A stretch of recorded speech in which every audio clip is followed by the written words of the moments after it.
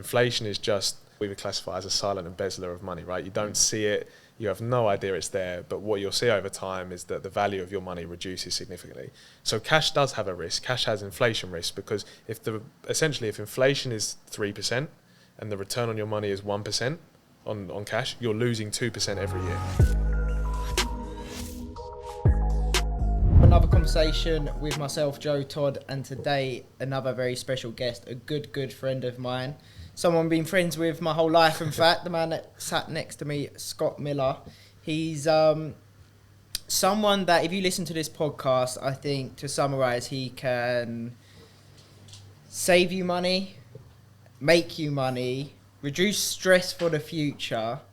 And with that in mind, you'd probably think he's a bit of a superhero and you want to listen. But if I mention the words financial advisor, you probably already want to click off the podcast. But he's very aligned to what we're promoting here on my channel in terms of traditional businesses with a modern spin. Since you set up your business in the financial advisory space, you've been very disruptive and you're doing very well for yourself. So, Scott, thanks for joining me, mate. Thanks for having me. Yeah, starting with that bit, the disrupting the financial advisory industry, is that what it's called? Yeah. Yeah. How have you gone about that? What are you doing? How are you bringing the youth to the industry? Yeah. So we set up Finova Money just over a year ago now. Before that, we were working at a traditional financial planning space firm. Again, very, very good firm. But before that, a very traditional, what you would think of as the old school insurance man that used to sell your mum and dad insurance premiums every month and so forth. So we did our learning at a company called First Wealth before. We then got tired of the traditional model. The traditional model is basically always set up for traditionally the older generation, people with a load of assets, and doesn't really cater for those who are setting up businesses, who still we can add a load of value to, who maybe are high earning professionals, or really just for our own generation. So we noticed that we were attracting those sorts of clients, but the firm weren't allowing us to work with them because they didn't meet the stereotypical asset amount that we needed to advise on and so forth. So we decided that there must be a better way to serve these people. And in doing so, we basically set up now, we're fully subscription based, ability to predominantly, most of our clients are under the age of 40, most under 35. So really trying to cater for the next generation of clients, and also with one eye on the future that we are only going to aim to bring on new unqualified advisors to train them up and give them a start. Nice. And so before we touch on that further, just for people listening or watching, if they are going to listen to the next 45 minutes, hour, however long this podcast, someone that's perhaps not asset rich yet, not starting a business, just for your general listener at home, how could they potentially benefit from listening to the next hour? So what the aim of this is going to be is all around, okay, what are the fundamental foundational aspects of getting financially organised? You actually don't need necessarily us, okay, if you can get the foundations right. We want to make sure that people are not listening to finfluencers, is what I would call them. Finfluencers, people that only want to get paid by get rich quick schemes, and I can confirm that the only people that get rich off those get rich quick schemes are the people that are selling them. Yeah. So just making sure that if you want to feel more confident, more calm, less anxiety driven, that there's going to be some actionable tips here for you. Nice. And I think actually that is something we'll touch on at some point, is the whole get rich quick schemes. It ties into what I'm promoting on this channel in terms of the playing slightly the longer game. You did it, I did it. You know, it's taken me 5 years to build up this building company, which is a quote unquote traditional business, to now being a decent business. Obviously, you played the long game of however long you were still doing exams for 7 years or something in your industry to get the experience and the knowledge skill set to be able to obviously set up on your own. Whereas there's a lot of people, they're hungry, they want that success, they want that good money, but they might even be willing to play the long game, but it's just what's out there on the internet to them isn't as enough people like us that promote playing that long game. Instead, it's 10k a month within 6 months, 20k a month within 6 months, 20k a month, and you don't even have to work, you know, all of this sort of stuff. And it's just, for most part, it's unrealistic. Yep. Or by the time that they're talking about it and selling it, it's too late. There's too many people. They got in very early, and now, you know, they're trying to sell it because it's kind of saturated. Yeah. So that's an important thing. And you must see that a lot, people jumping into whatever. Yeah, and shiny opportunity. New shiny opportunities, staying away from fads, working it. We try and encourage people to, as you say, for most people, it's getting the basics right. It's understanding what they've currently got, where they're trying to get to, and then what are the actionable things they can actually do. These get-rich-quick schemes, like I say, don't actually work for the majority of people. They only work for the people that are selling it. I haven't come across one yet, and I'm happy to be proven wrong, that actually works, whether it be FX, e-commerce. You could probably go on and name a couple of them. I haven't seen any that truly work for the majority of everyday people that actually give the outcomes that they promise, where, like you say, don't actually have to spend the time doing it. Spend 1 hour a day at your laptop and go and live in Dubai for the rest of your life.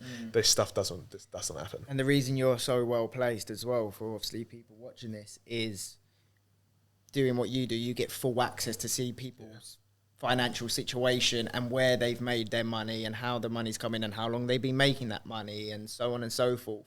It's not what they're telling you on the outset. So you actually get to see what essentially mainly you do work for wealthy people, rich people, like saying, especially if they're under the age of 35, so they've done it at a young age, so you kind of know exactly what works and what doesn't. We still work with some older clients who, again, probably not your traditional, and equally we've taken on a lot of younger business owners who are just starting out, who probably, to give people some context, typically in financial planning or financial advice, wealth management, whatever they want to call us, is you needed, the advisor gets paid via the amount of money you invest with them, and they'll charge a percentage for that. So 3% up front, 1% up front, and then 1% ongoing to manage that money. So for context, if you invest 500,000, 15,000 goes off first of all, and then 15,000, and then I've got my maths wrong then. Right. So 500,000, 5,000 a year, right? So 5,000 a year just to run it. Now, traditional IFA, my problem with that is that if we're trying to help younger people that don't necessarily have that level of wealth at the moment, but are building a business and most of their wealth is tied up in their business, there's certain pitfalls and things that they may fall foul of that if they don't have advice, that they won't be as successful, they won't have made benefits or wealth where they could have done if they're just left to their own devices. Now, the problem that I have with the percentage model is that you know at the end of the process you're going through that advisor is going to recommend that you invest with them, right? Now, you and I both know, because you've done this yourself, that actually investing is arguably one of the more simple parts of what we do. Actually, a lot of younger people, with the availability of information now, I think a lot more younger people are a lot smarter than people would give them the credit for, that they can find out how to invest money in a sustainable, suitable way. And actually, they need us for the proper planning around tax planning, income strategy, how to structure businesses, what to do with cash management in the business and so forth. And actually, the investment part just forms one part of it. And therefore, working with us, where we work off a fixed fee subscription basis, you know that the advice that you're getting is impartial. I'm not telling you have to invest money with us. We have some principles of investing, which we'll probably talk about. But actually, if you want to do this yourself, you go and do that, but let's plan around here. Whereas the other side is, well, actually, there's a conflict because I know that you're going to tell me to invest with you because that's the only way I get paid. Yeah. And when you, just to clarify, it's because they have investment products to sell you, which they obviously earn a commission out of. And basically, when you do that, or when they move your money around, is when they get paid. Yeah. Whereas for you, you're basically like an actual consultant. Yeah. Exactly. Unbiased Yeah, side of things. So, all right. So for starting at the most simple stage for listeners, watchers. I don't actually have this on Spotify, Apple Music. Yeah, it's just YouTube. So hopefully everyone's watching. How, if you're working your 9 to 5, right? How can you start saving money or saving more money per month to be able to, obviously that's the step one, right? You need to be able to save money, to be able to invest, to be able to quit your job and so on and so forth. So how can you start saving money on a monthly basis? No, good question. So the first part really is all around as maybe as dull as it sounds, but this is the fundamental part of anything that you see is people spend more than they earn, right? So that's the first point. So you need to get clear on basically your budget. I prefer the phrase spending plan because spending plan sounds less restrictive, right? But you need to get clear on what's coming in versus what's going out. So the best way that I think about doing that is take your pay slip from work, all right? you'll see the net pay. So take that figure, because that is net of tax, national insurance, student loans, pension contributions from if you're employed. So take that figure and then look at your bank account, okay, and look at what you're spending each month. Now, there's loads of good tools now that can tell you and compartmentalize, okay, where you're spending, what you're spending it on. But the easiest way I think of doing this is to list out all of your expenses and list them into debt management, all right? So debt management being if you own a property and you're paying a mortgage, if you have some personal loans that you're repaying potentially. The second part is look at, okay, separating out into bills. So what's the non-negotiables, the essentials that if something were to happen, you have to still pay because they're contract-based? Your phone maybe, gas, electricity, rent, whatever that may be. And then the third column you look at is then, okay, savings. That might be empty for some people at the moment. It might not be. And just note down what those are. So split your expenditure into those sort of 3 sections, all right? And then what you'll be able to see is with the money that you get in, okay, how much of that is allocated to debt, how much of that is allocated to bills, and how much is allocated to spending, so saving, all right? And this is the most important part, I think, is to have 2 bank accounts, right? So everyone will probably have one because they get paid into a bank account, and the second one they may need to set up. The ones I personally think are great for this because it looks even more in depth about where you're spending is using the challenger bank, so use Monzo, Starling, Revolut, something like that. Keep your main bank account, keep all of the money that you've allocated out to debt repayment and bills, and then move the remainder over to your new bank account, all right, which is therefore you're spending money or saving money. That way you've got a clear distinction between what you can have the free money for, you're spending money, versus, okay, what actually needs to come out. But then how do you... Okay, so that's good. You've got clear on sort of the non-negotiables. Hopefully you can review the bills, things like your Netflix, that sort of stuff. There's probably some cutbacks for most people. It's actually impressive once you take the time to go through your bank statements, both in business and in personal. Even in business, sometimes it's even worse because when you're running a business, you kind of feel like the money's a little bit different. Like 20 quid a month's kind of nothing in a business, or most businesses, you know. And before you know it, you can have a shitload of direct debits going out for nonsense that if you actually go through, Agreed. And you don't do this normally, you can go 6 months without looking at your statements. I know I was guilty of it. Now I make sure to go through more regularly and just cut things out, cut things out. I was paying like my phone bill was meant to be, my second phone was like £20 a month, SIM only, like my work phone. I remember then it got to it was £45 a month I'd been paying for a year, and because it had been a year, they said, "Oh, it's tough, we can't do anything." So I just wasted 250 quid to Vodafone. It's a joke. Though, this happens, right? I'll give you a real life example. It's a little bit warped because of who this person is, right? But we do this for every client that we work with on the initial phase, right? Which is how much are you actually spending? Where is that being allocated? Because you're exactly right. You probably should do a spring clean of your expenditure once a quarter just to check that things are happening. And I'm not saying here look at it and be super restrictive, but look at the things and actually be harsh on, okay, what am I using and what am I not using? Yeah. We had a client once who we went through the expenditure with because they, again, never looked at it, just got hung up on it. And we were like, well, what's this payment here to BMW? He was like, I don't know. I was like, well, you must do something. He was like, well, I said, it was obviously for a car. So we looked at the finance, we looked at it, and it was for a car. But what had happened was he'd gone into BMW and he'd never even had the car, but they saw that he was a young guy doing well.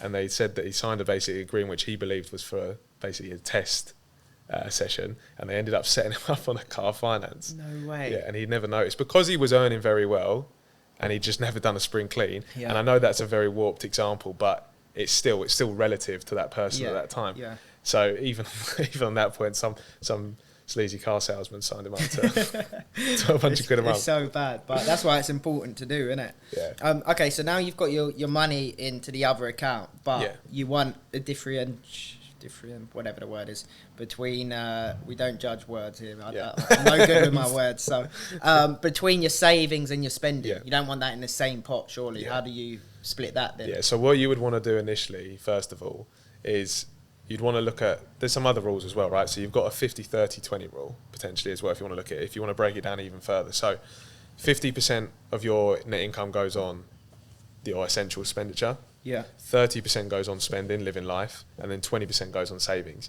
You need to, essentially, the best way to save, invest, whatever it is to automate at the start of the month, right? So potentially when we take it one step back to those 2 bank accounts, on your main bank account, allocate out from that proportion what you want to put into savings. So whether that be £200 a month, £100 a month, £50 a month, £400 a month, whatever is relative for you, and get that to come out of this bank account, and then move the spending money over into the second bank account. But typically you can look at, I would say budget to zero. So what I mean by that is don't leave any pound unturned. If you know what's coming in, make sure you've allocated it all out. And even by allocating it all out, I mean spend it as well. Because if you're doing that, it means you should have taken the fundamental part of planning out what's your debt repayments, what's your bills, what's your savings, and then what's your spending.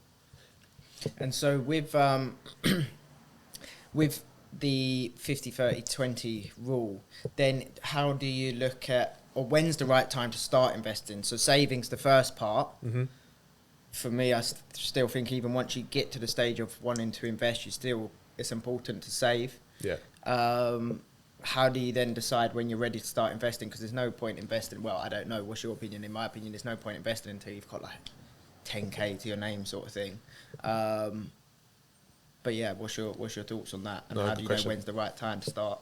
Yeah, no, good question. There's it's important to probably distinguish between what is saving and what is investing.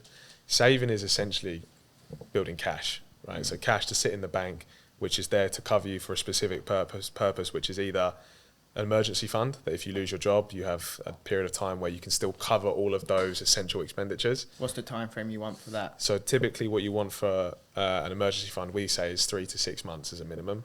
I probably wouldn't get so hung up on that specific figure. To your point, maybe set a target of what you think that is going to be, but a rule of thumb is 3 to 6 months of your basic expenditure. So that is your mortgage, that's your rent, that's your bills. So anything that is contracted and you can't get out of. Mm-hmm. Investing is accumulating assets, right? So when we say assets, we mean property, we mean stocks and shares, companies of the world, potentially bonds, okay, which we'll touch on. Anything crypto, if we're going to talk about potential assets, all right? And that is what investing is. Anything that's going to produce a level of return above inflation, all right? Mm-hmm. Now, inflation is just the cost of things getting more expensive over time. We've probably all felt that over the last year or so, all right? So it's just important to distinguish between what saving is and what investing is. And in answer to your question about when it becomes a good time, once you've got that emergency fund, or if have got any big one-off expenditures in the next 12 months, so whether that is you're maybe looking to buy a house, maybe it's a second property, maybe you've got a wedding you're saving for, that needs to be sat in cash as well. But once you've covered that, that's when we should start to look at investing. And so if you're investing, what's the rule of thumb around how long should you not need to touch that money? So yes, you've got your emergency fund, but life is life, and sometimes you might need access to the rest of your cash. So how long should you be willing to part ways with your money if you're going to invest? If you're going to invest, you'd probably say, as a rule of thumb, a minimum needs to be 5 years, but ideally the goal is to never get rid of this stuff. When I say never get rid of it, I mean never deplete it to zero. Mm-hmm. All right. Of course, at some point in the future, if you're going to give up work, if you're going to stop and do something else, you're going to need to draw on it. But the goal is that really you should probably never want to deplete them in assets entirely. But as a minimum, you should be trying to look at tying it away for 5 years. Have that view on it, which is a relatively short amount of time. But to people that this is maybe a new concept, why do you not want to, like, surely if I'm now in my 20s and you're telling me I can't go on that extra holiday year, I can't go on that night out, you're telling me to not buy champagne at the club, to put into an investment that you say, yes, it's going up, but then to never take it back all out, what's the point? Never take it back all out. And what I mean by that is that the goal of it is obviously to provide you a lifestyle in the future, right? What I mean is, if you're going to run out of money, right, it doesn't matter. If you're going to run out of money, it doesn't really matter what you're doing now, right, because you're not going to be able to fund it in the future, right? So we just want to make sure that the amount we're drawing out is less than what we're getting on that return on that money, right? So in answer to your question, what am I saying to people that are potentially telling them not to go on that holiday, not to do this? This is why you allocate this stuff out, right? It's why we talk about budgeting, why we talk about planning, building a spending plan, right? Because you need to be forward thinking with your budgeting. So actually, I do want to go on that holiday. What we're sitting here saying is, I don't think you should just save and never live your life. It's plan for today, all right, but tomorrow probably is going to come, all right? So enjoy it, but we need to have one eye on the future, because you don't want to be the person that has to potentially work longer. You don't necessarily want to be the person that doesn't maybe get a house if that's what you want to do. So it's just being intentional with why you're saving, but also intentional with your spending as well. So with like the first steps to investing or protecting your future, whether it is investing, what do you usually suggest? How do people first get involved? Because I think a lot of people do hit that.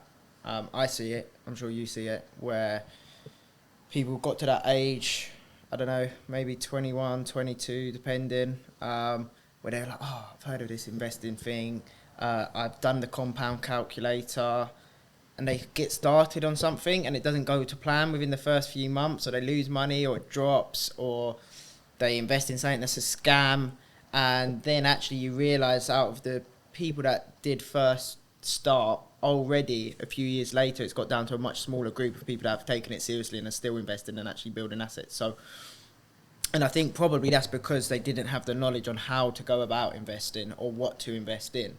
So what's the first steps for people to not go in, get burnt, and then be disheartened and think, fuck this, I ain't doing this anymore? Yeah, I think it's understanding around what risk is. So most people associate cash with being, or money in the bank, right, with being safe, right? The biggest thing that you should be looking at when you're investing, as I mentioned earlier, is to get a return above inflation, all right? Inflation is just this, what we would classify as a silent embezzler of money, right? You don't see it, you have no idea it's there, but what you'll see over time is that the value of your money reduces significantly. So cash does have a risk. Cash has inflation risk, because if inflation is 3% and the return on your money is 1%, on cash, you're losing 2% every year, right? So it's not sustaining its value. The goal of investing is to get a return above inflation. Now, to answer your question, understanding risk is important. So what most people do when they set up, because they watch Wolf of Wall Street and they decide that buying penny stocks or stocks is the right way to go, it's not the right way to go, right? It's super risky to buy one stock in one company, right? We always talk about this concept, and people have probably heard of it: buy the haystack, don't buy the needle in the haystack, right? So what you should be looking at first when you're deciding to invest is actually breaking it down into layers, right? The first thing you need to look at is your tax wrapper. What is the platform that's going to sit your investments, right? Now, this is important because you don't want to start investing and having to pay tax, right? So really what you should be looking at as a starting point is a stocks and shares ISA, right? A stocks and shares ISA is £20,000 a year max contribution that you can put into it. You can draw money out of it whenever you need to. Again, going back to the point, the right behaviour is to leave it in for as long as possible. But to your point, if you need it, that's what happens with life.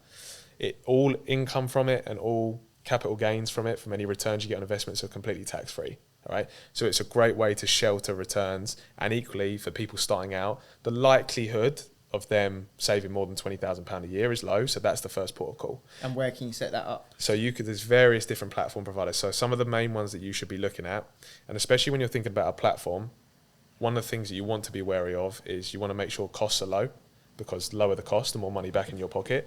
And you really want to be looking at people like Vanguard, Hargreaves Lansdown, Fidelity. So those are probably the three main ones we would suggest to look at initially. Once you have got the tax wrapper right, you then look at what sits underneath. So that's the investment part. Now, there's essentially two ways to invest, right? If we're not talking about stock picking, because stock picking doesn't work, right? Or there's very few people on this planet that can do stock picking successfully, and nobody knows who they are at the moment either, right? So what you need to be thinking about... To add on that, like literally even that's the same words that come out of the likes of Jordan Belfort's mouth, and people like that who still say you won't be near enough. You will not be the traditional index fund. Exactly, and that's where we're going with this, right? Is if you're an everyday person that has a normal job, you want to go on holiday with your friends, you want to go out, you don't want to have to sit behind a computer screen every day. There's two ways to manage money. Actively managed money, which is someone who believes, based on information available to them, they're better placed to tell you where your money should be invested, be that geographically, so where in the world you should be investing, or sectors, or so, for example, whether that be banking, whether that be tech, and all of those sort of aspects. And then on the other side of that, you've got passive investing, which is essentially buying every company within a stock market and leaving it. So for a real life example, in the UK, the biggest market is the FTSE 100. So you'd buy every single company within the FTSE 100. And then in America, it's the S&P 500. So you'd buy the top 500 companies in America. What the evidence shows you is that active managers add absolutely no value over passive investing in the long term. There's a stat that over 20 years, 95% of active managers underperform the market. So not only do you have to find that 1 in 20, right, you have to rely on us to pick that 1 in 20, which is impossible for us to do anyway. So everything should be geared towards passive investing. So again, the main providers of passive investing are Vanguard is the best way to look at it. And if you're going to look at Vanguard, the best ones to look at potentially are the life strategy funds. So focus on tax wrapper, and then underneath needs to be the investments, which is low cost passive. The reason that you suggest buying a market is that it doesn't matter if one company fails, because you've got, for example, in America, 499 other companies, and another company will come on to pick up that 500 spot. So rather than getting burnt, to your point, where you put 10 grand into one stock and the stock falls 50%, okay, although it's a paper loss, the chance of that recovery now needs to come back double, right? So what we're saying is just buy every company, leave it, invest regularly, and let the market do its thing. Yeah. And so then, okay, cool. So you'd say that's that level. Now let's say you want the next level of appetite, shall I say, rather than risk. You've got a little bit more appetite. So let's say index funds around, so you're someone that's a little bit more interested, shall I say, in research. You have a bit more of an opinion. You might be someone that you've done a lot of research around AI. You've done a lot of research around where the health industry is going, for example. And actually you look at the 500 companies and where they're allocated, and you look at them and you think, I don't morally agree with them. I don't think they're the future, so on and so forth, right? So you look at niches. Yep. Is that the next step? How much more of a risk are you taking on if I just now, still an index fund, but I did an AI index fund and I did a tech healthcare index fund? Yeah. So the more we'll use the word niche down, the more you niche down into a certain sector, that increases the risk because your concentration risk is higher, right? So you're more concentrated in one specific sector, therefore you're more leveraged in it, and therefore if something happens to it, the returns are amplified up, but the downside is obviously amplified up. Interestingly, we do a lot of work on behavioural finance, and I can confirm the pain of £100 loss versus the gain of £100 gain is far outweighs. Yeah. So people need to be mindful of how comfortable they are with risk as well.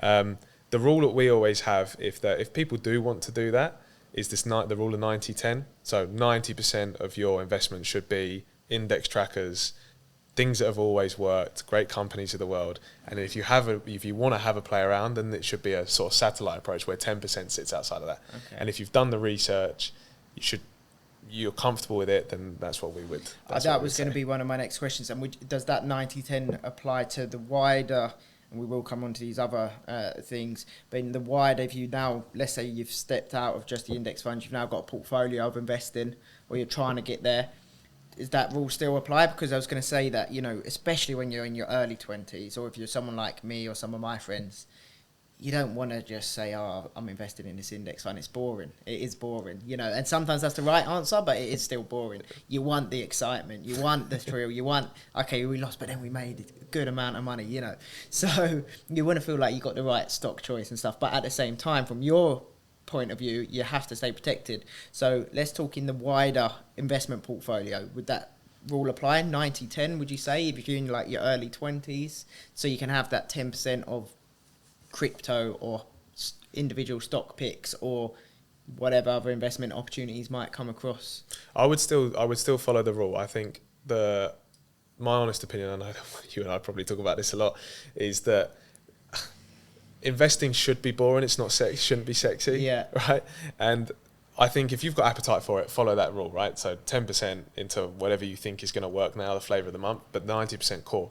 For most people, maybe listening, that is going to be enough for you to do it. Right. Underneath the index stuff, right, there is different ways. So the two ways to underneath a fund is you've got equity, so the great companies of the world, so the people that you already have, so Apple, Microsoft, Alphabet, those big companies, Nvidia, so forth. Then you've got bonds underneath. So bonds are government debt, corporate debt. So these are slightly better than cash, but they're still supposed to act as a counter to equity. So when equities go up, defensive assets are supposed to go down. All right, so it gives you a less volatility. It doesn't give you as much on the upside, but on the flip side, when equities fall, defensive assets go up and give you a much nicer exposure throughout, right? So if you're someone that's not totally 100% risk appetite, right, you need to look at that sort of structure as well. Because the reason I say that is that index funds are 100% equity. So in terms of the risk scale, right, they would be classified as top-end risk, right, because we're investing just in companies. But if you understand how markets have worked historically, you know that the only way to form a solid return, okay, is to invest in the great companies of the world. So although it doesn't sound sexy, it's the best way to invest in it, and sit on your hands and do nothing is the thing that's going to give you the best return. And if you can live long enough like Warren Buffett, Correct. It's clearly the compound and he's pro, interest. Right? He's pro. Yeah, he is. It's one of the greatest ways to create wealth, right? It's just time. So, do you think everyone should be investing? Do I think everyone should be investing? Yes. The reason I say that, to add context to that, is that emergency fund is important. All right. To my point earlier around inflation reducing the value of your cash if you're just sitting in cash, investing is the only way to give you a sustainable lifestyle in the future as well, and to give you a return above cash. And the thing that's so great about investing now, and one of the things that we're quite pro talking about and why we're trying to do something different in this industry, is there's always felt like there's been this mystique around the sort of the wealth management space. Men in braces and suits and ties, brown desks and so forth, like mahogany desks. Nowadays, because of the availability of the work that people have done at Vanguard, rest in peace Jack Bogle, right, and all of those sorts of people, access to investing is so close now. You can start investing with £50 a month. And I would argue that once you've got your, and I appreciate the cost of living and things like that would happen, but once you've got a handle on what you're spending, what's coming in, I would guarantee that most people could find £50 towards it. And you know this, right? You mentioned it earlier, compound interest. Even by doing that and incrementally increasing that savings rate every year, you'll start to see a massive impact on that. And it's even the mindset. If this is the next level conversation for another day, but if you believe in, I don't know, law of attraction or some of the laws of the universe, other laws of the universe, then once your mind shifts to that mindset, you're in the habit, you actually see money can make money for no reason. Obviously, yes, you put it in, but you essentially, when you first hear that, what the hell, I just put this in and now I've got more, one way or another. And you're in the habit of doing it monthly. Naturally, you're drawn to, like, how could that £50, how could I get £100 in there every month? Is there anything else I could save? If I did a few extra hours at work, if I worked a Saturday, whatever it might be, even if I did one Saturday a month and earned an extra £100 that I put in, what would that look like in 5 years? And just shifts people's mindset. So that's why I think, similar to like in Atomic Habits, if you've read that book, just that getting started and then that little 1% better, 1% better, 1% better, compound again. And I think that's the misconception, is that I think people think that you need to have a lot of money to start, and you don't, because of the people that have been able to make it so accessible for people to start. Like I say, Vanguard, Hargreaves Lansdown, Fidelity, these big firms, you could open an account now within 5 minutes. As long as you've done the research, and like we're talking about today, done the research on, okay, well, how does investing actually work? I don't really want to have to look at this every day, so okay, maybe index investing is the best thing for me. You can set all of that up within 5 to 10 minutes. And then it's automating the savings, going back to that budgeting plan that we mentioned at the start, and then just make sure that you're constantly reviewing it, not reviewing your investments, but reviewing what's coming in versus what's going out. Can I slightly incrementally increase it? And equally, don't think that you have to jump from £50 to £100, right? Because that's 100% increase in your savings, right? It could be 50 to 60, 50 to 75, and just slowly doing it every year, because that will make a massive difference as well.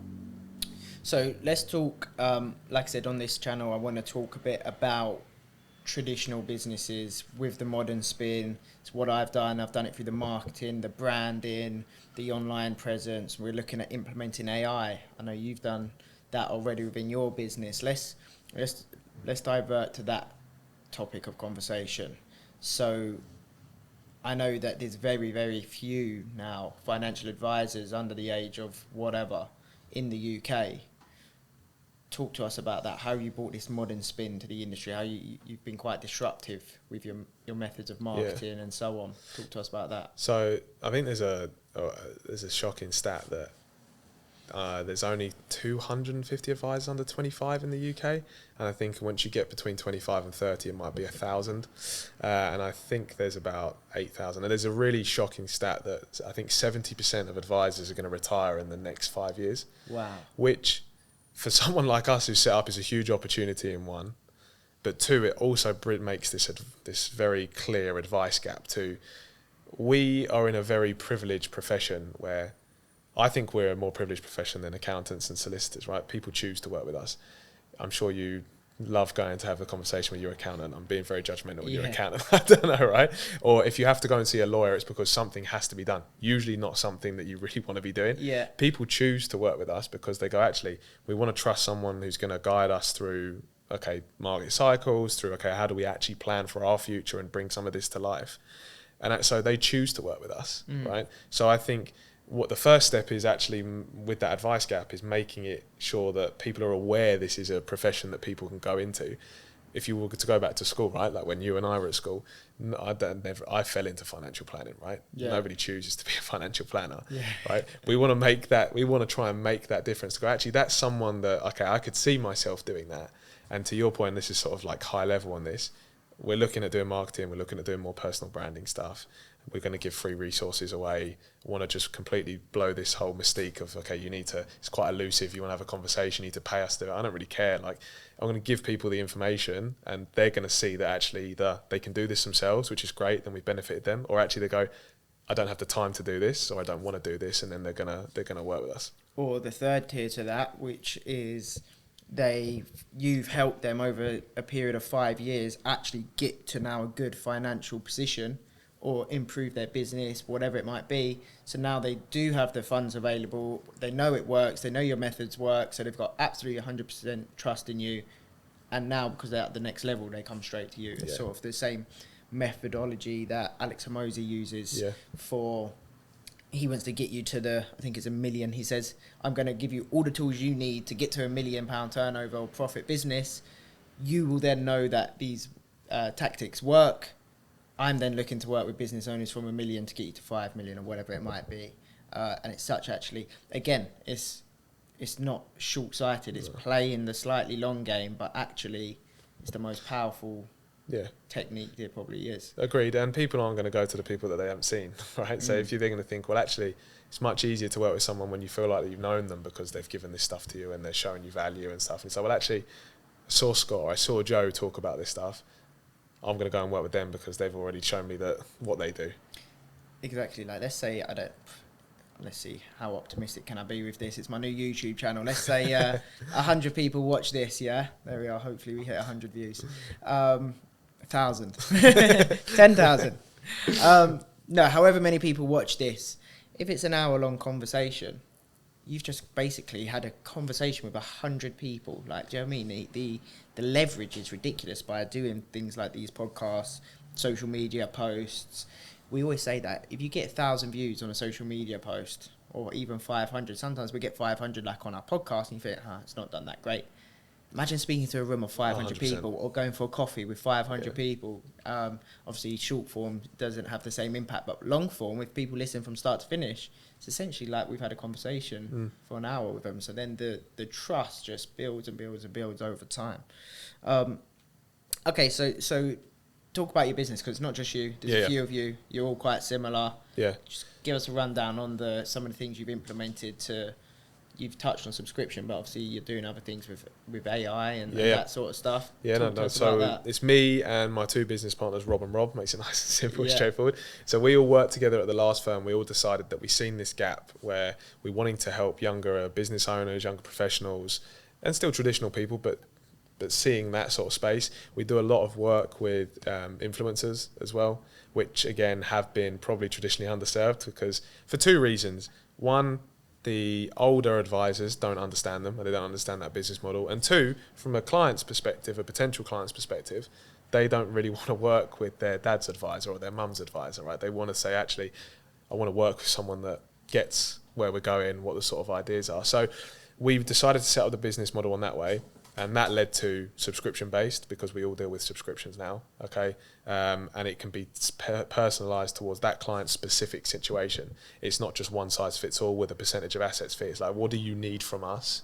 What's the value we're going to add? And therefore, that's the fee for it. Mm-hmm. What's the starting price? It's £100 a month. It's mad, isn't it? Yeah. When people think of, you hear the financial advisor, like I said at the start, most people would need to already turn the video off, but actually to know that you can get this advice from £100 a month, I know that's your starting price, but actually that's not a lot at all. No, and it's just, and I think about, okay, I give you an example. We helped someone today where never taken advice before. We're a business owner. Slightly older, actually, probably. I say slightly older in terms of what we're talking about, so 40. So really not that old, right? Yeah. Business owner, even just cash management side of stuff, making sure they're making their pension contributions, making sure that they're adequately protected, making sure they're getting an interest on it.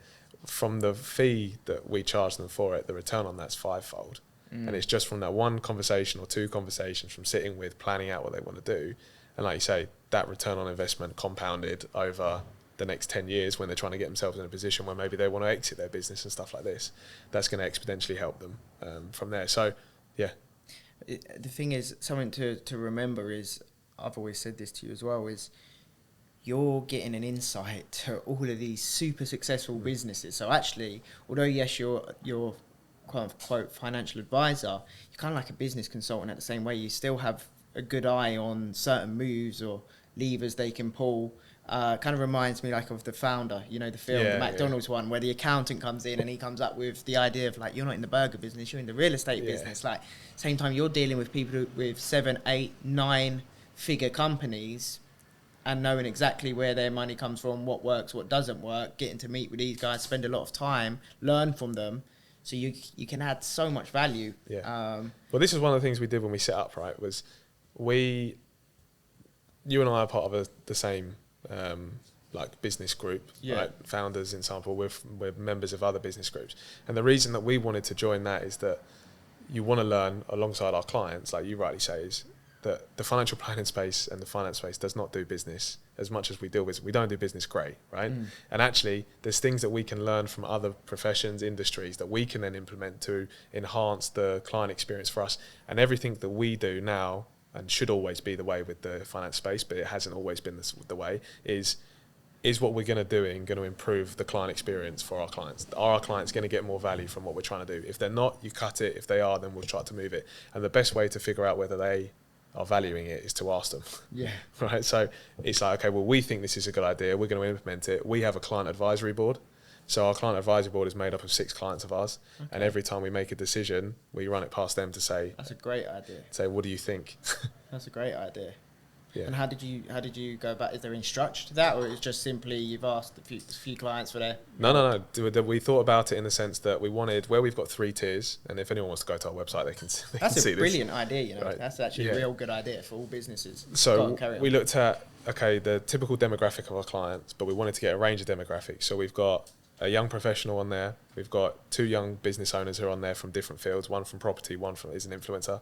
And then we've got a retiree couple, and then a professional who's looking to exit at some point in the future. So it's trying to give an array of circumstances so that, okay, well, we think it might work, but actually it might not work for 4 out of 6 of them. So then it's like, okay, well, how do they feel about, and even sometimes there's an idea that goes in and it's like, that's a good idea, but have you thought about that? Because those are the people we're trying to serve. We don't have all the best ideas. Yeah. And we think something that we think might work doesn't necessarily always work. And how do you structure that? Is it a group chat? Is it calls? It's a group chat, yeah. So we'll do it on Zoom or in person. So predominantly we meet every quarter. So again, we set it up about 6 months ago. So we're going to go in. We've now just done the next one, or in the process of doing the next one. Sorry, and that will be in person. So 2 in person, 2 on Zoom, if we can get everyone together. And to give you might not want to disclose this, but to give other business owners the insight. What's the agreement there? Like, are you paying them? Are you taking care of them? They do it because and one thing we always do is constantly look for feedback. So you want to look for net promoters of your business. So these are people that have referred us very frequently, is the first one. And there's no agreement. The agreement is that everything they're doing is going to improve their service for them anyway. And they're very happy with that. One thing that I found is, and I'm sure you all agree with this, you've done this, you've been very good to me as well, which is most business owners are very giving with their time. Yeah. And they're very happy to sit and talk through and go through it. And where the most of those clients are business owners, they're more than happy to do that. Yeah, literally, because if you've been in those shoes and you see someone else, that literally, if I ever see someone starting a business, I'm straight, like, just seeing if I can help, if I can intro them, if I can save them a mistake, if I can, whatever. Literally, yesterday, a friend of mine, I can't actually talk about it because he can't disclose it yet, but he was doing a big event. And I was thinking, mate, you've got such an opportunity to just change, just gave him a different perspective on the marketing approach. I was like, mate, you've got to switch it to like this because of this reason, tried to come up with some ideas. He actually had to go to the event the next day, so I was thinking, fuck, how can you do something last minute? Like, do you know what I mean? And sat there chatting to him for 20, 30 minutes about that, and it's like, yeah, business owners to business owners feel like you need to help each other. Like, it can be lonely as well, right? Like, yeah. I mean, you set this up very much by yourself, right? I have 2 business owners, which is very fortunate because whenever you're unsure about something or you want to talk it through, you have someone to go to. Whereas if you're doing this by yourself, I can imagine it's lonely. Yeah, obviously I've got my dad as a business partner, but it's in a very different sort of, bringing very different things to the table. So he's very much on-site knowledge. So yeah, in terms of the actual thinking of the company and driving of the company, it's like, yeah, it's extremely lonely. Now it's great once you get a team. Yeah, that's I love it. Like now I've got good people here around me in the office, super clever, super forward thinking, and it's great to bounce ideas off them and they come to me with ideas, and that's such a nice point to get to in your business. But when you're first starting out, do everything. You ain't got that. Yeah. And this is one of the things that we're talking about changing within. So historically within the financial planning profession, I always talk a bit like this pyramid. Yeah. So at the top you've got a small number of advisors. You've got a small number of advisors. And then underneath that, you've got what we call technical analysts, paraplanners, so the people that aren't advisors yet or maybe don't want to be advisors, but they're really technical people in our team. And then you've got administrators who basically process paperwork, book meetings and stuff. With some of the stuff that we're implementing with AI and processes and automating workflows and so forth, we think it's going to shift. So it's going to become like a reverse pyramid where you've got more advisors. Yeah. You've got more technical, or probably the same amount of technical analysts. And then you've got a smaller number of admin, and they're probably not admin, they're probably just people that are making sure the tech runs, the workflows run. Now that's beneficial for us as a business because we're going to want to try and attract younger people into the profession. Younger people don't really want to get into the financial planning profession to do the mundane tasks that we tell them to do. What they want to be in is client meetings. Yeah. How do you actually build plans? How do you actually invest money for clients? And by reducing that level of friction, we can move them in slightly earlier. Doesn't mean they're going to be there advising clients, but they're going to see far more day to day of what we do and how we help clients. It's actually really interesting you say that. Just today, I said to you off camera, I've had a proposal through for we're implementing AI agents and stuff like that to do a lot of tasks for us. And I literally leant back in my chair earlier. I said, do you know the thing I like about it is weirdly what I'm actually seeing for us is we're going to get so much more of the face-to-face, people-to-people. So AI is actually going to bring us, in my view, if we utilize AI in the right way, then AI is going to give us an opportunity to spend more time face-to-face, do more of the people-to-people thing. And so it's really interesting you just said that because I saw the same thing. I thought, if we don't need to do all the admin stuff behind the screen, we don't have to write out take ages to write out some super long email. Yeah. Instead, we can call the AI agent that will transfer it into this thing and ping it off. And same for the client as well. So it reduces the stress there on the client, and we can just spend so much more time face to face. And everything's more efficient. And everything runs smooth and consistent, and certain things are just taken care of. No one's off sick, none of that stuff. It's not being missed. It's all been documented. There's an optimistic view that AI will bring us all closer together. I think so, in a weird way. And I also think that for what we do, people always talk about, if people can automate advice, are they going to give it? Most people don't want to take advice currently, in its current format, don't want to take advice from, that's why robo-advice never took off and why it continues not to take off. Because there does come a certain level of point where people go, I'm just not sure. To the point around business and running ideas past each other, people want a consultation, they want to have a chat, they want to understand if they're doing the right thing. They want to understand if they're missing opportunities that are available to them or if they need to think smarter about things. So for us, I think it's going to be able to reduce cost, which then allows us to take on more clients, allows us to spend more time with those people, and allows us to produce a better service. Yeah, there's a lot of scariness around AI, but I think there's a lot of positive, hopefully, and it's in the hands of entrepreneurs and business owners, like lots of things, like the economy. But I think AI and the future of AI is in the hands of business owners and entrepreneurs, and I think from small company owners right up to obviously the biggest company owners, it's their responsibility to work with it in the correct way and use it in the best possible way, because we can all gain from it, we can all get an advantage from it. Don't push that boundary. There is going to be some people out there that will try to push that and take it too far, but actually I think we have a responsibility to utilize it to make our lives easier, our staff's lives easier, our clients' lives easier, bring more face-to-face action into play, but don't try and use it to get one up in a bad way. Me and my business partner Rob, we spoke at there's a accredited body that we're part of, that we have to be a part of as a financial advisor, Personal Finance Society, where they do an annual conference. Myself and Rob spoke at that conference, probably to about 500 people, really? About this concept of AI, all right? And when I say that we're in a very traditional industry, and we were standing up talking in front of AI, it wasn't like we found water, it was just like this stuff had blown their mind. And one of the things that is true is once you get up to date with AI, it's moved probably again. Yeah. But when we were doing this talk with them, it's all around, like you say, automation of workflows, marketing side of stuff, coming up with, okay, what marketing strategy, how you're going to write word and copy and stuff like that. Meeting notes, all this stuff that's applicable to what we do. And I had a guy come up to me at the end and he said, I'm a bit nervous about AI, and what if you say something to a client that you're not supposed to say and it's written down? And we're just like, just be better, just don't say stuff that you're not supposed to say. Yeah. There is the flip side, especially in the finance space, where there is quite a lot of, obviously finance is very emotive, it's very important, it's just how people's life works.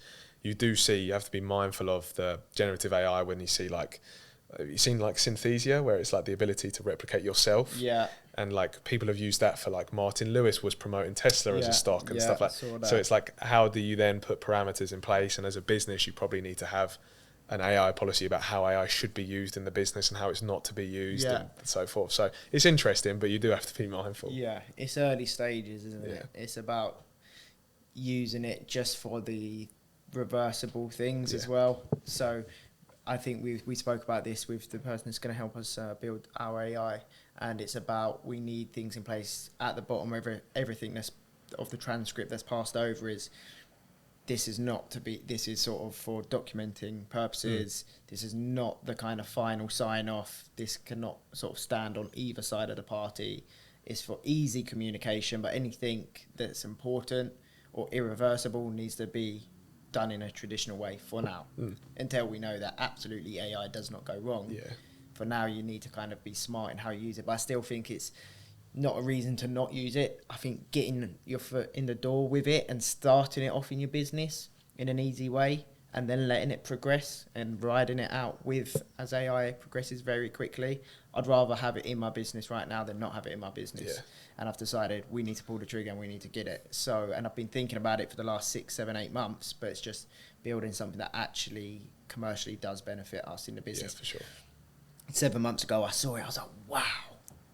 I was like, that's great, that's cool, And then it came to it, and I was like, it's not actually really going to solve any problem within my business. Now, there is certain AI stuff, systems and processes that can be implemented to commercially benefit us.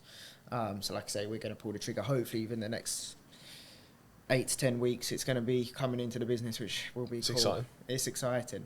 Wow, I'm going to have my first AI agent, working for me at all times. Just call them up, hey, can you do this for me? It's got to be better. I mean, like, a lot of we can use it now for like the mundane tasks, where they're phoning providers to get information for clients. Like, that used to be someone sitting on the phone for like 40 minutes to an hour, just sitting there on hold, waiting for it. Then when you get through to someone, we had someone once who was on the other end who was asleep. No way. So if they can get rid of that stuff and we can get rid of it, everything's just going to be slightly better. Yeah, no, I agree. So what's your plans then? You're in the space of planning and future planning. What's the next 5, 10 years look like for you and someone in your position, a business owner, a newly formed business? Obviously does well for yourself. So what's your sort of plan? What's your strategy? Our plan is to continue to grow. The business, grow the business, and we're going to do that primarily from taking younger people through the process. We were very fortunate, myself, Rob and Rob, we were given opportunities, which is rare in what we do, so we feel like we want to give back on that front. And I mentioned earlier about the stats of how many advisors are going to potentially be retiring. I think it's twofold. Probably organic is going to be the one where we just acquire clients via word of mouth, referrals, content marketing and so forth. Then the second side is potentially partnering with a retiring IFA that wants to find a good home for their clients and therefore pass us that way. We're going to continue to obviously implement AI in the business to streamline stuff, to give people more interactions with clients. We're going to set up an actual formal, where I mentioned we're taking people through, we're going to set up a formal sort of apprenticeship, academy style, where we're going to do all the training for people coming through. So it's growth, all in all, it's growth. Nice. And acquisition side of stuff. And your personal investments? Continue to, at the moment my money's going into my business, so going back to the thing we said at the start. So personal wise, I'm just going to continue as we've always done. Like I said, stocks and shares, index tracking. That's what you stick to. That's what we stick to. So actually, before we wrap it up, two things that we've not touched on. One, crypto. Let's talk that quickly. Let's talk crypto. And then something you've not mentioned is the pensions. Yeah. So we'll wrap it up after that. So crypto. What's my view on crypto? Yeah. It's an interesting. There's some stuff we can and cannot say about crypto. I think if we're focusing on, I think crypto's become pretty prominent, and that lends to my 90-10 rule personally. That Which side's crypto? I think it should form the 10 for now. And there's two parts. That one, I think if you're looking at the argument people have always had in our space is it's got no track record, right? You could argue Bitcoin's been around for what we would deem a fairly long time within our profession now to say, okay, is there a track record? Do I think it's an actual asset class? I think the jury's still out on that. I don't necessarily think it produces income. It's very volatile.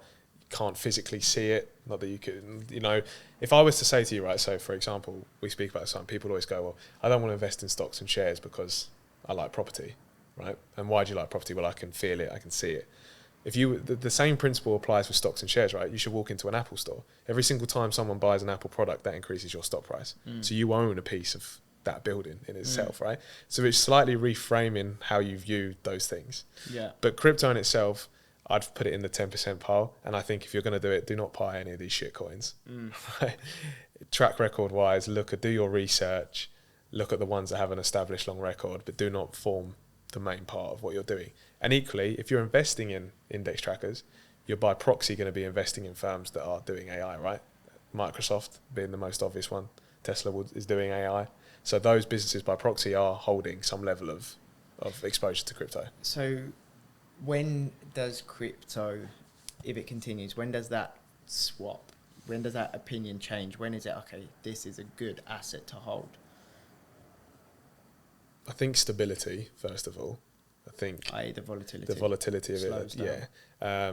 And I think once it becomes, probably more to the point, once it becomes used in everyday life. And regulated. And regulated is a big one as well. Yeah, I think for me, again, there is index funds for crypto. Yeah, agreed. They become bigger. I think crypto as a whole, for me, in my opinion, is, I can't say dead cert, but it is here to stay. Something's coming, yeah. But if you're going to get involved with individual picks again, then yeah, okay, it's still high risk. So there is a way to invest in it low risk, but then once you're in the space, you kind of get the appetite for the high risk, and it's the emotional side that gets you. I wouldn't say it's, if you invest in Bitcoin, Ethereum, and some of the other top 5, 6, 7 main ones, and you dollar cost average, in 5 years, you're going to be significantly up, in my opinion. But once you're in the space and you see, but number 20 coin 10x within 6 months, and you slowly start getting higher and higher risk, and that's where it can That's go recency wrong. bias, though. So recency bias is where you look at what's happened in the short term and have ignored all the things that have happened beforehand. That's like one of the main emotional behavioural fun. Recency bias. So you look at you look at the information that's currently available and you ignore the information that came before. Yeah. And you get it happens with stocks. Yeah, FOMO. Yeah, it happens with stocks. Let's go. To the moon. Okay, cool. And then so finally, pensions. Yeah. So most things we have good conversations we agree about. We did say we're not going to touch on, we have good conversations around trust funds, group structures, so on. Obviously this is stuff that you're clued up on, but we won't talk about it on this episode. But obviously if anyone has interest in that, reach out to you directly. But let's talk pensions, because you love them. I don't. What's your thoughts? What's your opinions? There is no better wealth accumulating product than a pension. Right? The reason for that is, so actually there's two parts to this, right? Because there's two different ways. You've got pensions for business owners and you've got pensions for like employees for us, right? Yeah. if I was to say to you, just generally speaking, let's focus on the professionals. There's an investment that as soon as you invest in it, it gives you a 25% uplift on the return. Mm-hmm. If you're a higher rate taxpayer, you can reclaim another 20% from your tax return, so you get more money back in your pocket. All the growth that you get on the investment within that product is free of tax, no income tax, no capital gains tax. And when you come to draw the money out, 25% of it is tax free. I would probably hasten to, you would go, where do I sign up? But it's when we label this thing with pensions. Pension is just a tax wrapper in itself, regardless of what it's called, right? Do you think it's because it's associated with the old school financial advisor, where you already said the connotations of those, and now you link pension in the same way, that it's just like, it is, and it's because of the access, right? So one of the limitations of pensions, you can't access it till 57, right? Mm-hmm. Now, for most people, we're probably not going to stop work until that point. Some people enjoy working, right? Mm-hmm. And some people aren't. We see this all the time. People phase out work. People don't. This old school mentality of get to 60, 65, stop, take your pension, done for the rest of your life. I think now we're seeing that change, right? Which is one of the reasons we set up the business in the way that we have, because traditionally that is changing, generations are changing and so forth. For business owners, there is no more effective way of moving the money from the business to your personal name. It gets a reduction in corporation tax for you, so 25%. You can max £60,000 contribution each year into a pension from a business. You can do that personally, but predominantly a lot of people don't have the ability and scope to do that, and it's not necessarily right.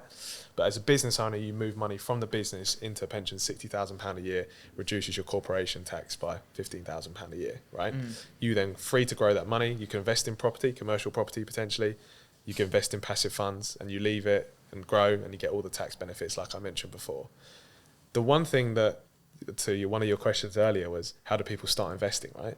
If you're someone that's starting out and you're employed, you're already investing, predominantly because you've got a company pension which is invested, right? So you are to some degree already an investor, and you really want to look under the bonnet of that pension that you're in your work scheme. There's probably a whole host of conversation we can have around that, around making sure that that is aligned to your longer term. To your point, if you're younger and you're in that scheme, you should be maximising the risk applicable to that investment that you're in, because you've got 30, 40 years until you can touch it. You need to make sure that you're getting as much return on that money as possible over a longer period of time. So should you be putting as much as you can into your pension? I see, this is where you're going to hate me, where I'm going to say it's based off of the personal circumstance, right? As someone who's younger, who probably has more specific goals, they want to purchase a property, maybe a second property, get married and so forth, you should have one eye on that. And it depends on your earning level and all these things, but traditionally or predominantly, you probably should be focusing on it. If you can, sometimes with pension schemes, especially your employer, they have to do 3 and 5%. So you do 5, your employer does 3. Sometimes in the scheme rules, and obviously employers don't promote this, if you increased your contribution slightly, they may match it. So you get free money coming in from your employer. So that's it's just free money, right? But you should look under the bonnet of what you're invested in. But no, not necessarily if you're a young person should you just be piling money into that, right? Because you've got specific goals. As a business owner and you've got excess cash, probably something to look at. But then what if you're entrepreneurial? What if you're like me? What if you That's like the personalisation of it, the right? excitement? Yeah. For me, I don't have a pension. I don't think I'll ever have a pension. Would I ever? Yeah, I probably will at some point, just in the form of like your commercial property, SAP stuff, which you can buy commercial property when I've got excess cash, in my opinion, as in not a bit of excess cash, but I'm got 10 million, I'm good. Now I'll have it and I can benefit through that because I don't fully need the money right now and so on. But otherwise, I just think being an entrepreneur is making money with money, keeping it going, seeing bigger returns, seeing opportunities come and go, different businesses, whatever it is. You need access to cash. Sometimes businesses will fail. Sometimes things go wrong, and you need the business could collapse because you don't have access to all of your money. And that's why I say it's personalised, right? If you and I were sitting here and we were having this conversation, right, and I say, well, what do you at? This is the way. No conversation with a financial planner like us will start with, well, how much money are you going to put into pensions? Like, well, what are you here for? What are your concerns? What is your ambitions? Where are you heading? What do you want to do? And from our conversations, we would have picked out the fact that actually, if there is opportunities, I want to have some liquidity left over to be able to go into it. And if you've got certain cash, then we allocate the cash out for that, right? Yeah. And it's like, with this stuff left over, you still have to take into account you've got other things that might happen and so forth. But with that excess, like you're not the only person that likes paying tax, right? So Yeah. you're going to want to try and mitigate it in some capacity, and whether it's just having that one eye on the future and go, look, it doesn't need to be massive lump sums either, right? To your point earlier, £200 a month just goes in from the business. What about though, like if instead you buy rental properties, something that over time, you know, has shown very good, you know, over time returns. I've got great stats on this, Joe, right? So there's a great stat, right? So think about the pension as the wrapper, right? What you're invested in is the same as what you'd be invested in potentially if you're in an ISA or you're in any other account, right? I'll send this to you after so you can see it, as you can leave it for people to see. They're investing in stocks and shares across the globally diversified has outperformed property, specifically UK property, tenfold. And I'll send this to you as well. Wait, in terms of what? returns. Say that again. The return on property versus the return on investing in stocks and shares, great companies of the world globally, has massively outperformed property in the UK, and I can send you that stat. Pensions, do you mean? So pensions are just the wrapper, right? The investments underneath is what you invest in within the pension, right? You can still actively trade within a pension. The pension is just the wrapper, same as the stocks and shares. What sits underneath is what you're invested in. So you can still have a passive investment fund within your pension, and I'm saying that in itself has returned well above property. I'll send you it so you can see it. Okay. But I still think, look, there's benefits to having multiple asset classes, right? Yeah. I'm not saying go all in on pensions, right? Because it's not right for everyone in every situation. Or usually it is right, but maybe not in the right same amounts, right? And if you still want to invest in property and stuff like that, then that's fine. That is what investing is. Investing is, going back to my point at the start, finding assets and building assets and accumulating assets. And diversifying. So there we are. I do agree anyway. We only have this conversation around me specifically, but for most 95% of people, I think, definitely a pension is something you want to consider and to have. But we only have the back and forth, don't we, with me? I'm like, I don't know about that. But no, cool. Well, is there anything else you want to add? Hopefully this has been useful for people watching. No, like I say, I'm fairly predominant now on LinkedIn and stuff like that, and we're going to be, like I say, moving into Instagram and stuff like that. So if anyone wants to follow us and get some more tips and things like that, where we talk about this stuff every week, every day, then give us a follow. What is it? I'll put the link under the thing. But what is your socials? So my social, it's this week. It's Scott Millar 25 on Instagram, and then LinkedIn is just my name. Scott Millar. Yeah. There we are. Appreciate it, mate. Good chat. Thank you for coming on. Thanks for having me, mate.